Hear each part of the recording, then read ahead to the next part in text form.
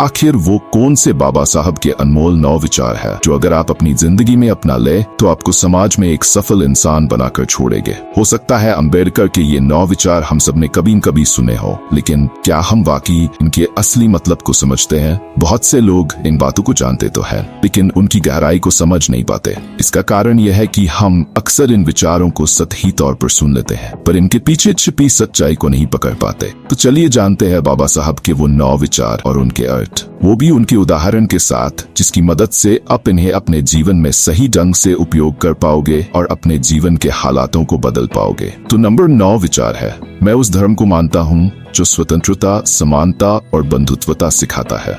इसका मतलब यह है, अंबेडकर जी कह रहे हैं कि मैं उस धर्म को मानता हूँ जो हमें आजादी, बराबरी और भाईचारे का पाठ पढ़ाए। अगर किसी धर्म में ये 3 चीजें नहीं है, वो सही धर्म नहीं है। उदाहरण, जैसे एक परिवार में सब भाई बहनों को बराबर का हक मिलना चाहिए, वैसे ही समाज में सबको बराबरी मिलनी चाहिए, चाहे वो अमीर हो या गरीब। तो अब आते हैं नंबर 8 विचार पे, जो है शिक्षित बनो, संगठित रहो और संघर्ष करो। अंबेडकर जी का मतलब है कि हमें पढ़ाई करनी चाहिए, एकजुट रहना चाहिए और अपने हक के लिए लड़ाई लड़नी चाहिए। उदाहरण, अगर गांव में कोई समाज का बच्चा स्कूल नहीं जा पा रहा है तो वो समाज के लोग मिलकर अपने जान के दम पर उस बच्चे के लिए आवाज उठा सके ताकि वो बच्चा भी पढ़ सके। दोस्तों, बाबा साहब का विचार नंबर 1 बहुत ही जरूरी है।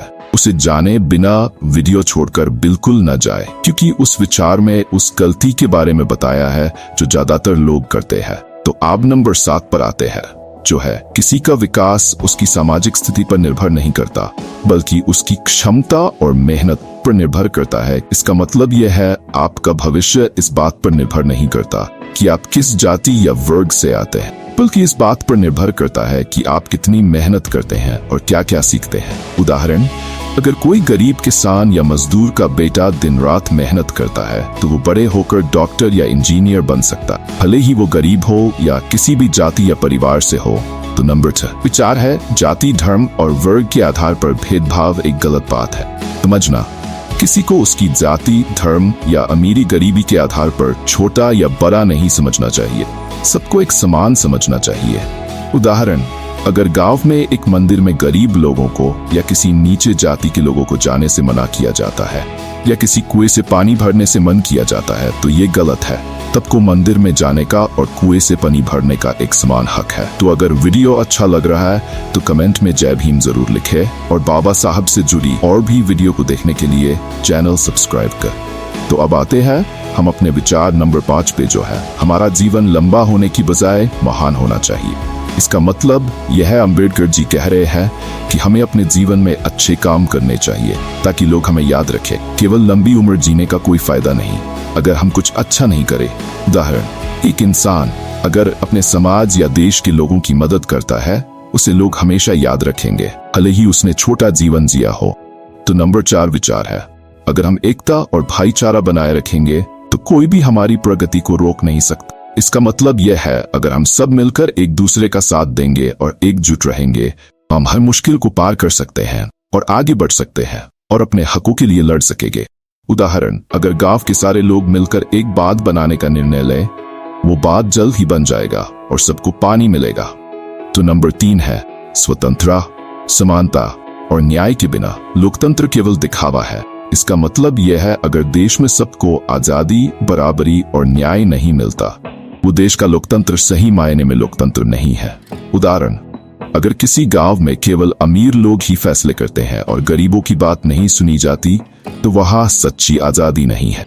तो नंबर 2 है, जो समाज किसी विशेष जाति को नीचा समझता है, वह समाज खुद नीचा है। इसका मतलब यह है, जो समाज किसी जाति या वर्ग को छोटा मानता है, वह समाज खुद अच्छा नहीं है। उस समाज की सोच छोटी है। हमें सबको बराबर समझना चाहिए। उदाहरण, अगर गांव में किसी जाति के लोगों को कुएं से पानी लेने से रोका जाता है तो ये गलत है। ऐसा समाज खुद नीचा समझाएगा। तो नंबर 1 विचार है, जान ही वह शक्ति है जो इंसान को सच में मजबूत बनाती। इसका मतलब यह है, अंबेडकर जी का कहना है कि असली ताकत हमारे शरीर में नहीं बल्कि हमारे ज्ञान में होती। जितना हम सीखेंगे उतने ही ताकतवर बनेंगे। उदाहरण, अगर एक किसान जिसमें ज्ञान नहीं है तो वो किसी भी बाबा या मूर्ख की भी बात सही मान लेगा जिसको खेती को कभी न किया है। और न खेती के बारे में कुछ ज्ञान, तो वो किसान गलत फसलें उगाकर खुद को गरीब बना लेगा। लेकिन वही किसान जो फसलों की सही जानकारी रखता है और उन लोगों से जानकारी लेता है जो खुद खेती कर रहे हैं या कर चुके हैं, वो अच्छी खेती करेगा और अपनी आर्थिक स्थिति सुधार सकेगा और समाज में शारीरिक और आर्थिक रूप से मजबूत रहेगा। इन उदाहरणों के माध्यम से अंबेडकर जी ने हमें सिखाया है कि शिक्षा, समानता और एकता सबसे महत्वपूर्ण चीजें हैं जो हमें एक बेहतर इंसान और समाज बनाने में मदद करती है। अगर आप लोगों को ये जानना है कि बाबा साहब वकील होने के बाद भी भगत सिन्हा का केस क्यों नहीं लड़े, तो स्क्रीन पर आ रहे वीडियो पर क्लिक करें।